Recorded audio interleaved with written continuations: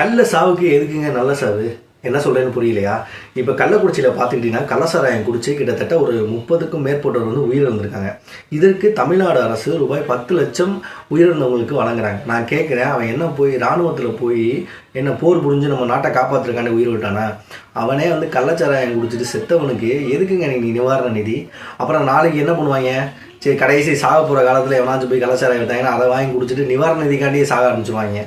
அதே மாதிரி இத்தனை ஆண்டு காலமாக அந்த கள்ளச்சாராயத்தை எதிர்த்து அங்கே உள்ள பெண்மணிகள்லாம் வந்து ரிட்டர்ன் கம்ப்ளைண்ட்லாம் கொடுத்துருக்காங்க. அதை ஏன் இந்த காவல்துறை வந்து அதுக்கான உரிய நடவடிக்கை எடுக்கலை?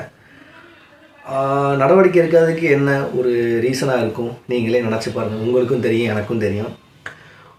ஒரு அதிகாரத்தில் இருக்கிறவங்களோட சப்போர்ட் இல்லாமல் இது எப்படி விற்க முடியும்? அதுதான் எங்களோட கேள்வி. அவங்க சொல்கிறாங்க, பார்த்தா பகிரங்கமாக பார்த்தா ஒருத்தன் ஒரு குடத்துக்குள்ளே வச்சு கலாச்சாரத்தை எடுத்து பாக்கெட் 60 ரூபான்னு கொடுத்துக்கிட்டு இருக்கேன். அப்போ அந்த மக்கள் எல்லாருமே இதுக்கு முன்னாவே நிறையா அதிகமாக வந்து இந்த மாதிரி கம்ப்ளைண்ட்லாம் கொடுத்துருக்காங்க. இனிமேல் வந்து சோசியல் மீடியாவில் என்னென்னமோ போடுறீங்க. இப்போ கள்ளக்குறிச்சியில் வந்து எத்தனை பேர் ஃபேஸ்புக் யூஸ் பண்ணுறீங்க, எவ்வளோ பேர் ட்விட்டர் யூஸ் பண்ணுறீங்க?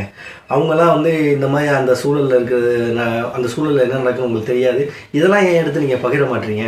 இதெல்லாம் நீங்கள் பகிர்ந்துருந்தீங்கன்னா அது வந்து ஒரு நல்ல அதிகாரிக்கு அந்த கவனத்துக்கு போய் இந்த மாதிரி உயிரிழப்பை தடுத்துருக்க முடியும்.